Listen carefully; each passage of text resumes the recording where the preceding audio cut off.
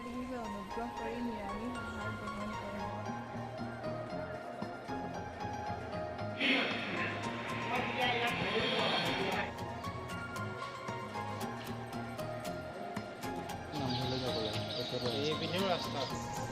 সেয়াই হৈছে আকাশী গংগা সৰোবৰ। ষ্টেপ আছে নেকি তোমাৰ? অঁ, কাৰণ সেইফালেকে আছে ন এইটো।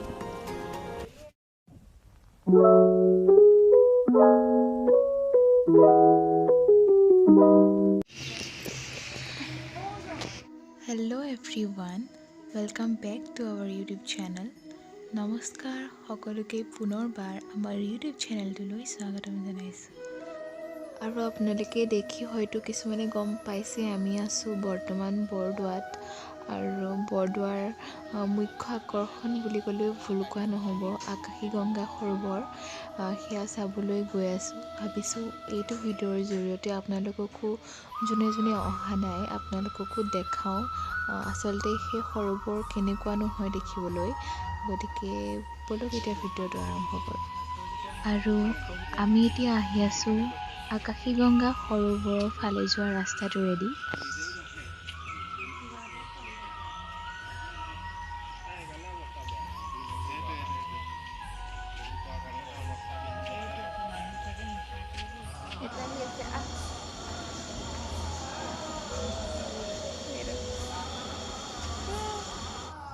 আৰু ই দেখিছে নাই, আমাৰ লগতে অহাৰ পৰা এতিয়ালৈকে আমি য'লৈকে যাওঁ তালৈকে সি আমাৰ লগতে মানে ঘূৰি ফুৰিছে। ইমান মৰম লগা এইটো। ধেনু বিয়া দেখিছা না, খুৰী ইফালৰ পৰা আহিছে এনেকে ধেনু বিয়া।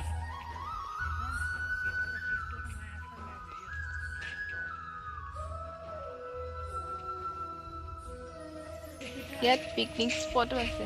হে কিনো খাদ্য সামগ্ৰী যোগান বিভাগৰ মানুহ আছে। ট্ৰেনিবা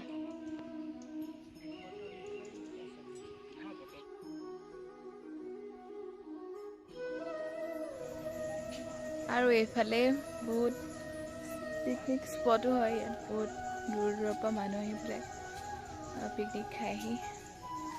আৰু সেয়াই হৈছে আকাশী গংগা সৰোবৰ।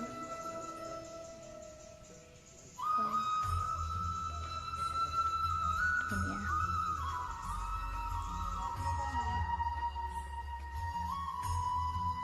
বহুত পিচফুল প্লেচ হয়।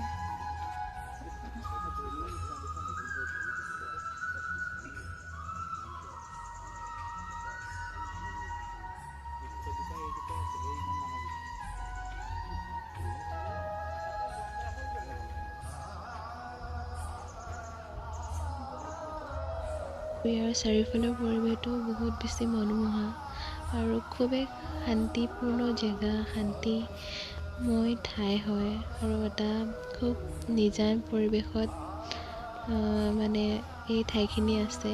গতিকে আমি এতিয়া গৈ আছোঁ অলপ আগলৈ।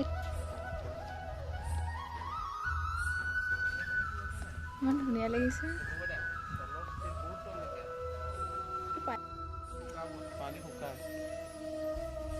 ষ্টেপ আছে নেকি তোমাৰ? অঁ, কাৰণ সেইফালেকে আছে ন এইটো।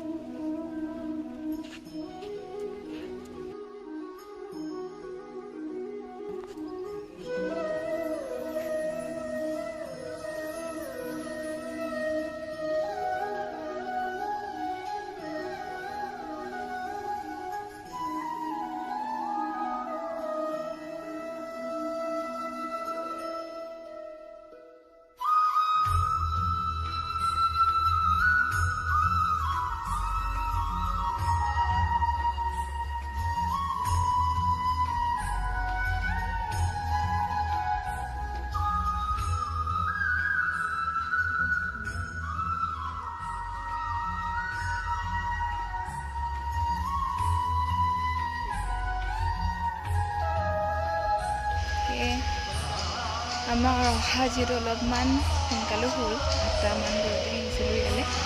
মই 7:50 আহিছিলোঁ আৰু এতিয়া 10:00 হৈ গ'ল। মোক খাই বৰ অহা নাই, ভোক লাগিছে গতিকে যামগৈ আৰু এতিয়া লাহেকৈ ইয়াতে কিবা নিৰ্মালীও দিব খালি তেতিয়ালৈকে আমি ইয়াতে ৰ'ব নোৱাৰিম সোনকালে যামগৈ কি হয়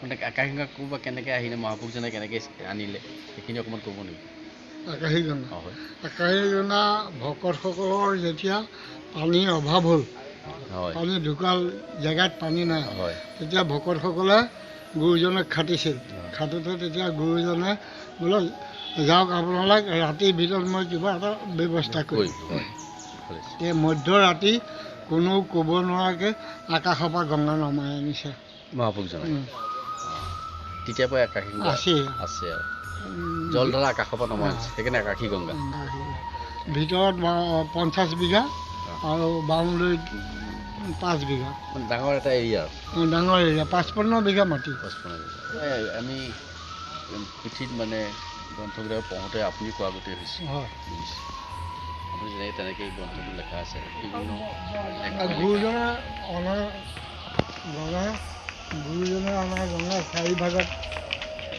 3 ভাগত ৰৈছেগৈ এভাগ শিৱই যতাপাতি ৰাখিলে হয় এভাগ ভগীৰথে ৰাখিলে হয় আৰু এভাগ এই দ্বিতীয় বৈকুণ্ঠ বৰদোৱাত নমাই দিলে মহাপুৰুষজনে নমাই হয় তাৰপিছত এই বৰদোৱা যে নামটো হ'ল নামটো কিয় বৰদোৱা হ'ল বৰদোৱা হ'ল এই য'ত গংগা আছে হয় এই গংগাত এজোপা বটবৃক্ষ আছিল হয় এই বটবৃক্ষজোপাৰ ওপৰত আকাশীগংগা গুৰুজনক নমাই দি পেলাই গছজোপা তললৈ নাই দবাই দিলে দিয়াৰ কাৰণে বটদোৱা নাম বা বৰদোৱা হ'ল আমি বৰদোৱা বুলি কওঁ কিন্তু এতিয়া বটদোৱা বুলি কয় বটদোৱা হ'ল একে অৰ্থ কি একেটাই। বা একে মানে নামাকৰণটো বেলেগ মানে বেলেগ বেলেগে কৰিছে কিন্তু বটদোৱা বৰদোৱা একে সেই বট গছজোপা তললৈ দবি গ'ল ডুবি গ'ল যোৱাত আকাশীগংগা তাৰ ওপৰতে গুৰুজনে নমাই দিলে তাত এটা কথা আছে সেইখিনি কথা দীঘলীয়া হ'ব দীঘলীয়া এই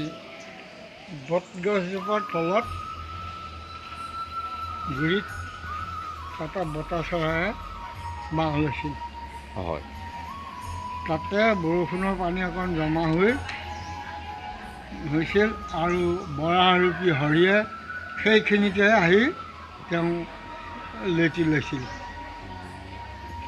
বুজিছেনে আৰু ৰুক্মিণীক যেতিয়া কৃষ্ণই হৰণ কৰি আনিছিল এই বটবৃক্ষৰ গুৰিতে তেওঁ মানে বেদনিধি অচেতন হৈ পৰিল পৰতে তেতিয়া বেদনিধিক পানী দিবলৈ পানী নাই সেই বৰাৰূপী হৰিৰ লেটি লোৱাৰ জেগাতে অকণমান পানী পালে তাকে বেদনিধি মূৰত দিলে দিয়াতে বেদনিধি সুস্থ হ'ল আৰু সেই ধেনুখন যে খাৰেঙৰ ধেনুখন বটগছজোপাত খাৰাকৈ থৈছিল ধেনুখন পৰি গ'ল সেইকাৰণে গংগা ধেনু আকৃতি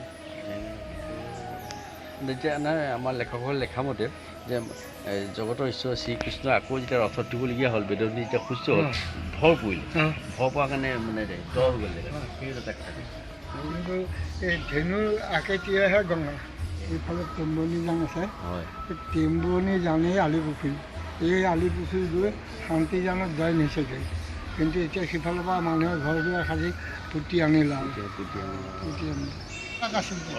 য'তো মানুহে দখল কৰিলে তাৰপৰা আৰু এটা কথা সোধোচোন বাৰু আপোনাক কষ্ট পাইছে নি নাই নাই এনেকৈ থকা নাই নাই ঠিক আছে আৰু হেৰি কি এই মহাপুৰুষজন ইয়াৰ পৰা কিমান বছৰ গৈছিল বাৰু তাৰপৰা 130 বছৰ বোলে এই জেগাটোকে বান্ধি হৈ থাকে 130 বছৰ ইয়াত আছিল 130 বছৰ জনসম্পদ মানে হেৰি হৈছিলে কোন নাছিলে চকুৰি বছৰটো শিলিখা জোপা আছে আছে 130 বছৰ কি আছিল জেগাটোকে কেনেকুৱা হৈ পৰিছে সুস্থ কৰি দিবলৈ পাইছে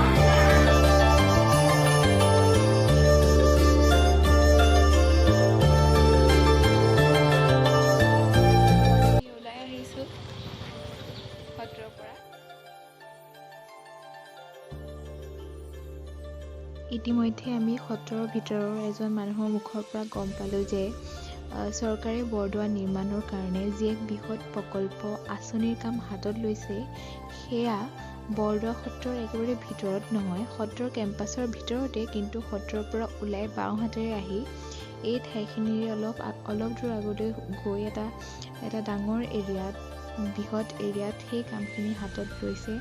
প্ৰায় বিভিন্ন জেগাত মাটি পেলাইছে আৰু এই প্ৰকল্পটো নিৰ্মাণৰ কাৰণে ইতিমধ্যে চৰকাৰে 188 কোটি টকা মুকলি কৰি দিছে। গতিকে এই গোটেই ডাঙৰ এৰিয়াটোতে আচলতে এই কামবোৰ হ'ব, এনেকৈ তেওঁলোকে গাঁঠি লৈ কাম আৰম্ভ কৰি দিছে। আৰু এইবোৰ মই ইয়াত ভালদৰে দেখাব পৰা নাই। ইয়াৰ পৰা অলপ দূৰ আগলৈ গৈ তেওঁলোকৰ মেইন অফিচটো আছে, তেনেকৈ বিভিন্ন কৰ্মচাৰী আছে। গতিকে আমি ভৱিষ্যতলৈ এখন নতুন বৰদোৱা আশা কৰিব পাৰোঁ।